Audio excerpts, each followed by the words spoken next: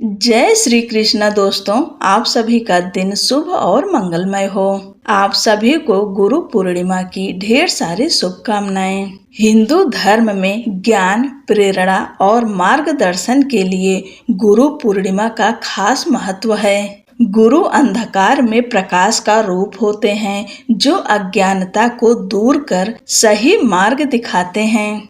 आषाढ़ माह के शुक्ल पक्ष की पूर्णिमा को गुरु पूर्णिमा के रूप में मनाया जाता है। इस दिन शिष्य अपने गुरु की पूजा करते हैं और उनका आभार व्यक्त करते हैं। उनकी कृपा से वह जीवन में कुछ कर पाए अथवा कुछ बन पाए हैं। गुरु पूर्णिमा के दिन गुरु के पूजन के साथ ही व्रत कथा पढ़नी या सुननी चाहिए।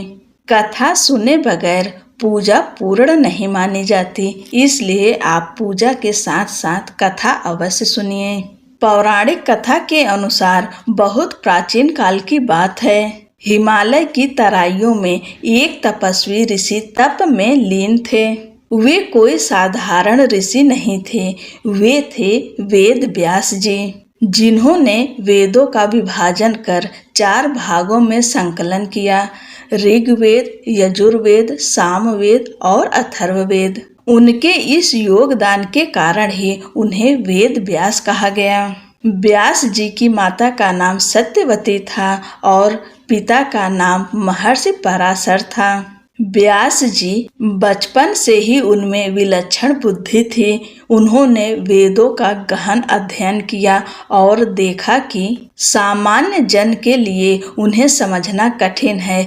तब उन्होंने वेदों को अलग अलग वर्गों में बांटकर सरल रूप में प्रस्तुत किया, ताकि हर वर्ग के लोग उन्हें समझ सकें। इस महान कार्य के लिए उन्होंने कई शिष्यों को ज्ञान प्रदान किया, जिनमें से एक प्रमुख शिष्य थे पैठीनसी, जो बाद में स्वयं महान आचार्य बने।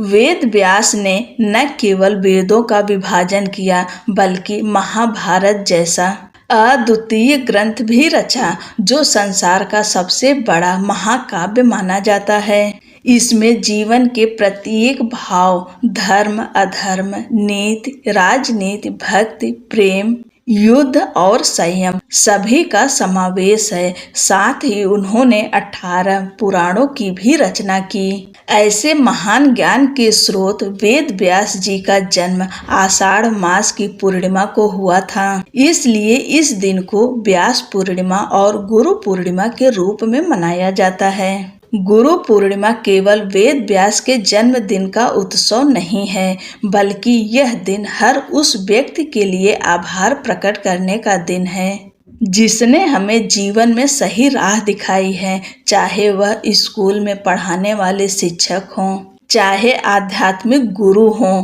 या जीवन के कठिन समय में मार्ग दिखाने वाले माता पिता हों, ये सब हमारे जीवन के गुरु हैं और आज के दिन इन सब का आभार प्रकट अवश्य करना चाहिए। शास्त्रों में कहा गया है, गुरुर् ब्रह्मा गुरुर्विष्णु गुरुर्देवो महेश्वरः गुरु साक्षात् परम ब्रह्म तस्मै श्री गुरुवे नमः। अर्थात गुरु ही ब्रह्मा हैं जो निर्माण करते हैं, गुरु ही विष्णु हैं जो पालन करते हैं, और गुरु ही शिष्य हैं जो अज्ञान का नाश करते हैं। गुरु स्वयं पर ब्रह्म हैं, उन्हें नमस्कार है।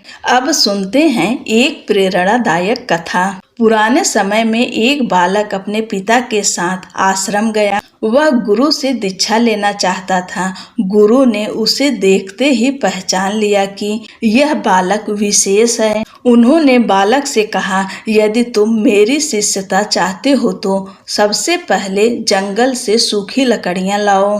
बालक चला गया। कई दिन बीत गए, वर्षा ऋतु आरंभ हो गई थी, लेकिन वह बालक नहीं लौटा। गुरु सोचने लगे कि शायद वह हार गया। फिर एक दिन भीगी वस्त्रों में कंधों पर लकड़ियों का गट्ठर लटकाए वह बालक वापस लौटा। उसने कहा, गुरुदेव, बारिश में सूखी लकड़ियां ढूंढना कठिन था, लेकिन आपने जो आदेश दिया वह मेरे लिए वचन था। गुरु मुस्कुराए और बोले, तुम योग्य शिष्य हो, तुमसे बड़ा कोई यज्ञ नहीं, क्योंकि तुमने आज्ञा का पालन करते हुए तप किया है। अब मैं तुम्हें वह ज्ञान दूंगा जो मैंने वर्षों की साधना से पाया है। वह बालक आगे चलकर एक महान ऋषि बने, जिसने समाज को अनेक ज्ञान दिए। यह कथा बताती है कि एक सच्चे गुरु को पहचानने के लिए शिष्य में श्रद्धा, धैर्य और सेवा की भावना होनी चाहिए।